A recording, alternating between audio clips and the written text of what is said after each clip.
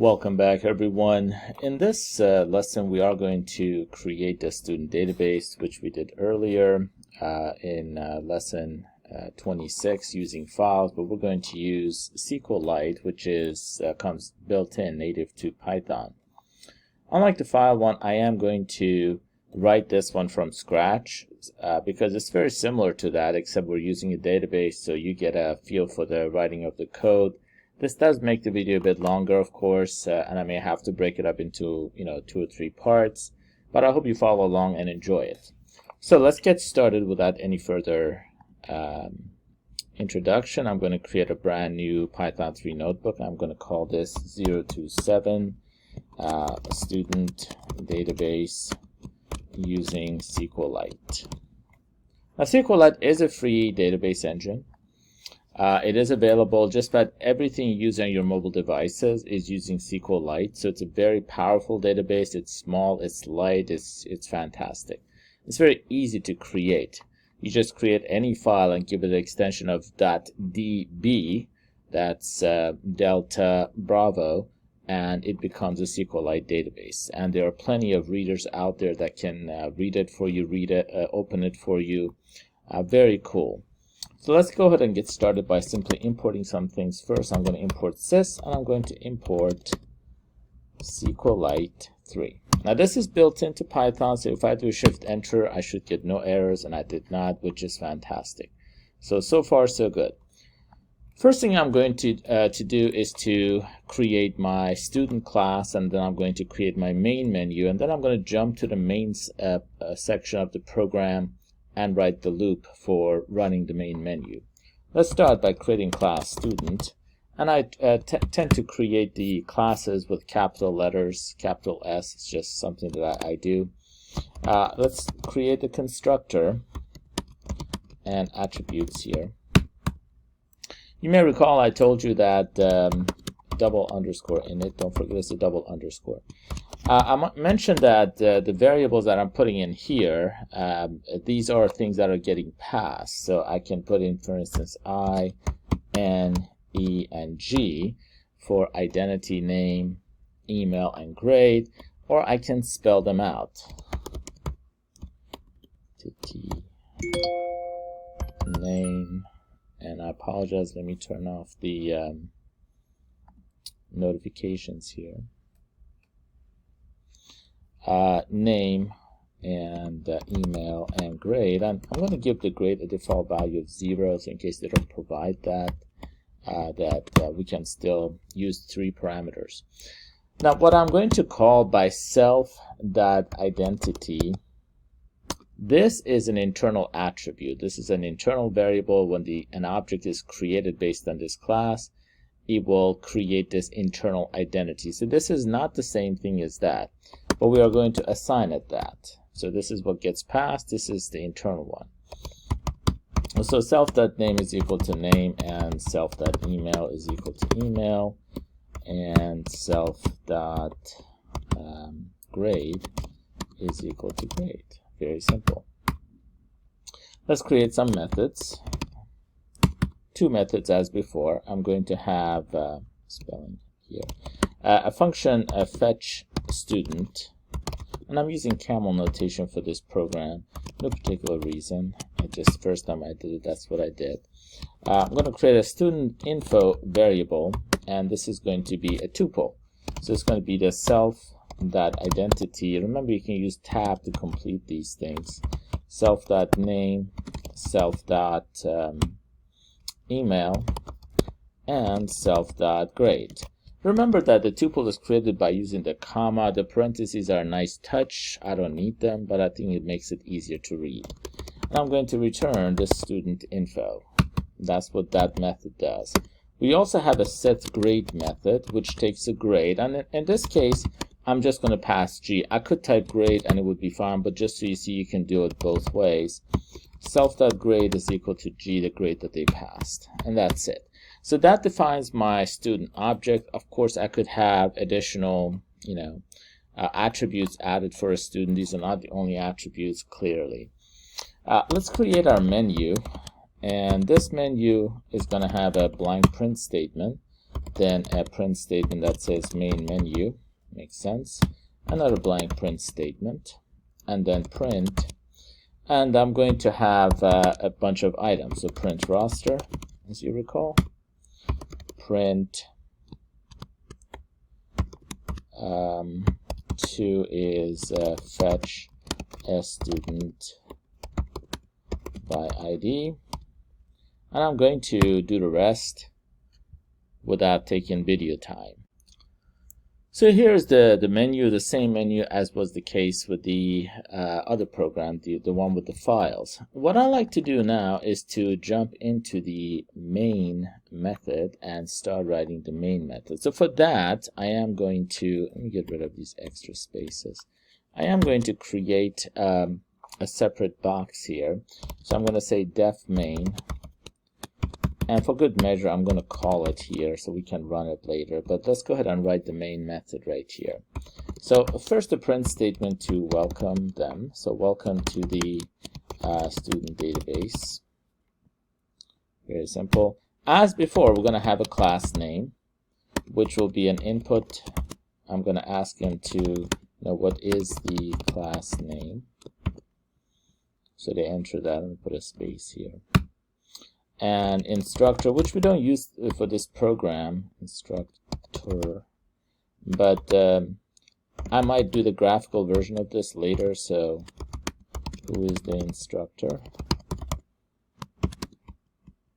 And I'm going to let the class name be equal to the class name as before, but call the replace method on a string. The class name is a string that's coming in. I replace all the spaces with nothing. And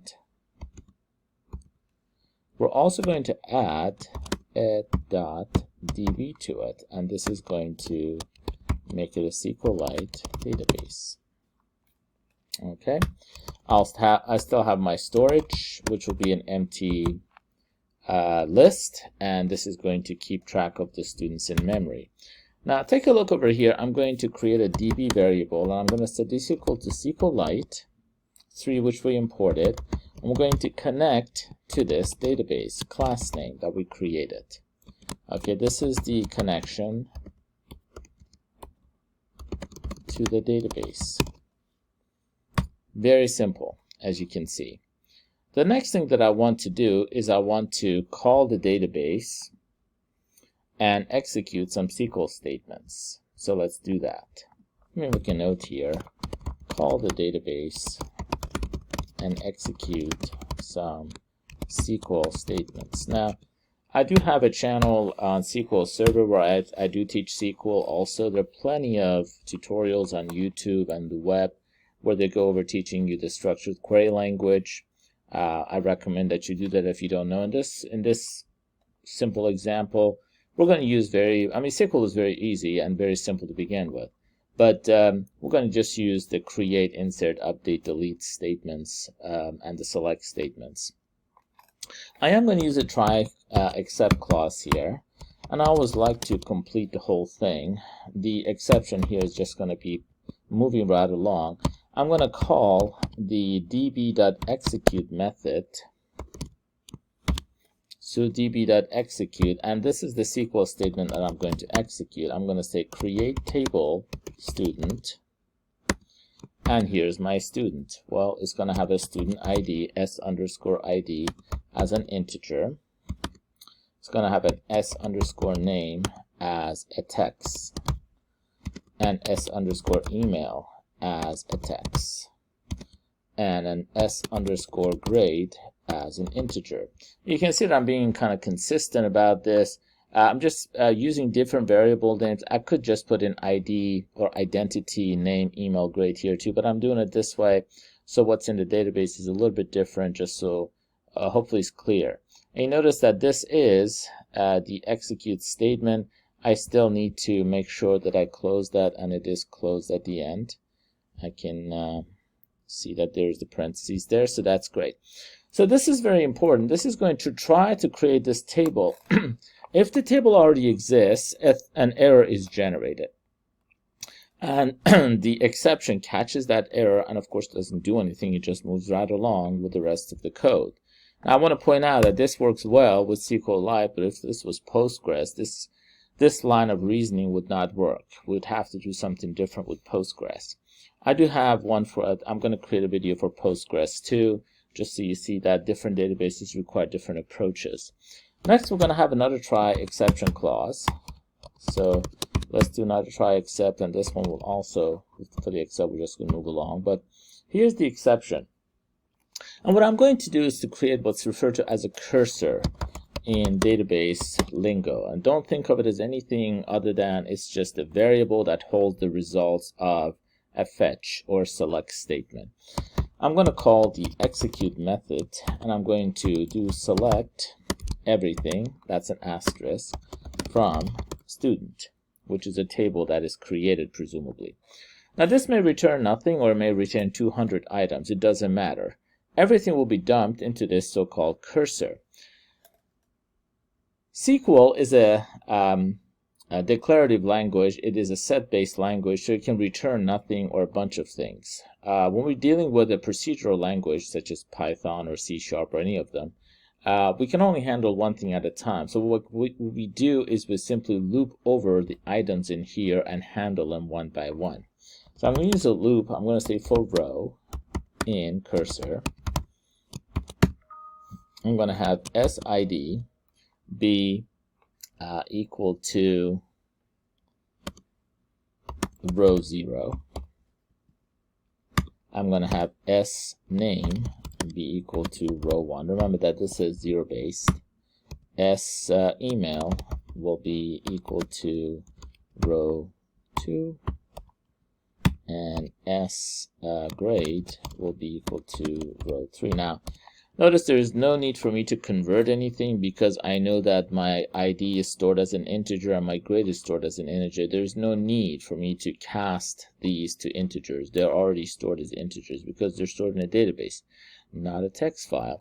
I'm going to create a new student variable, and this new student is going to call the student constructor and pass to it these variables that we just fetched. So ID, name, email, and grade.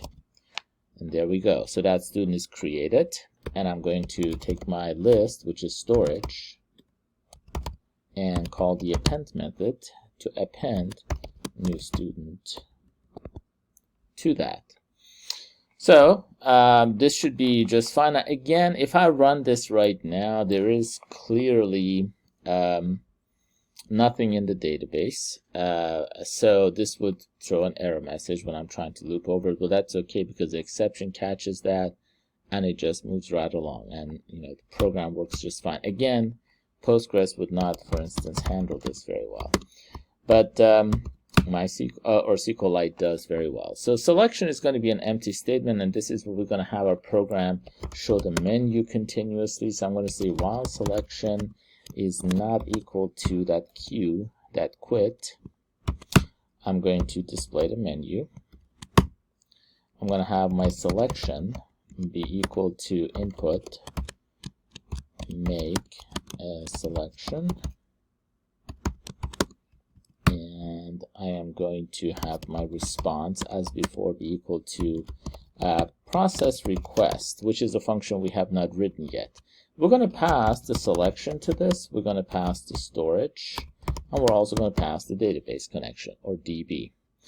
If the response comes back as being quit, we are going to simply break out of this loop. Okay? And that's all there is to writing the main portion of it. That this should be executable right now. If I run it, this is what is the class name. And I am going to type in, for instance, Python 102, and Dr. Z is the instructor. I got an error message. What's the problem? It says string object has no attribute replace. I misspelled the word replace. I apologize for that. Let's go ahead and fix that. It's replace. Let's try it again. Class name is Python 102.